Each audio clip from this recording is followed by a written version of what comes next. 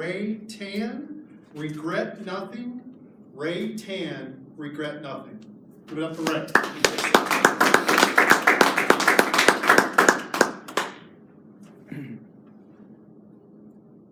If I could have just one more chance, if I could just get that job, that promotion, if I could just get that girl. We find ourselves asking this question a lot. If I could just ask one more thing. But we ask that question at the expense of missing the doors that have opened when the one in front of you is closed.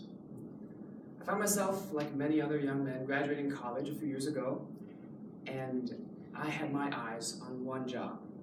A job as a business analyst with one of the best management consulting firms in the world. There was just one small problem. They didn't recruit out of my school. They only recruited Ivy League grads. So I wasn't going to let that stop me. I started looking at LinkedIn, I looked at all my connections, and I looked at the connections of my connections. And after creeping through hundreds of profiles, sending out cold emails, cold calls, and getting rejections, I realized that didn't work very well.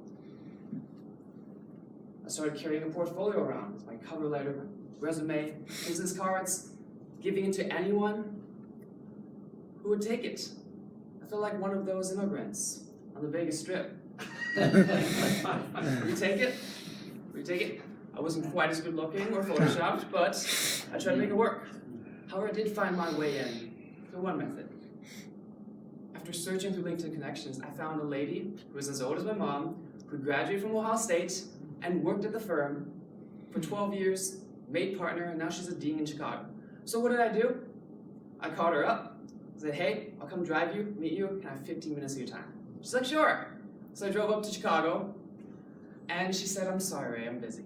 So that's fine, that's fine. I just hopped in the car, drove all the way back home, and a few months later I tried again. And this time, I got that meeting with her. And 15 minutes turned to an hour, and a few weeks later, I was in Millennium Park in Chicago, going up to High Rise for my interview, and 12 hours later, I didn't get the job. I'd fallen just short.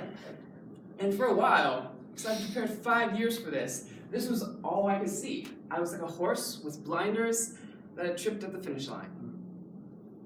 So I reached out to one of my mentors and I said, what can I do? I feel like I invested a Herculean effort into this, and I didn't make it. America loves winners. So he told me, you should take some time for yourself. Take some time to reflect, step back, and see what you might have missed. That was a few years ago. So flash forward to today, I'm working at IBM. It's a very good job, and I'm very, very happy with it. I've had the chance to go for the Olympic trials in short track speed skating, and I'm producing an album at the end of this year. But perhaps most importantly, I've been able to sleep more.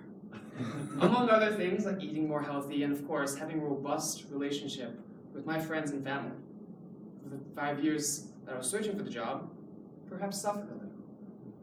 And through it all, a lot of my friends will ask me, Ray, do you ever regret not trying again for that firm? Do you regret not going after it again? They gave you another offer for another office. And I told them, if you're happy with your life, then you can't in full faith regret anything.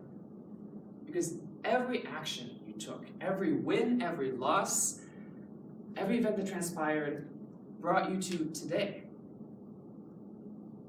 And so my fellow Toastmasters, regret nothing. Thank you.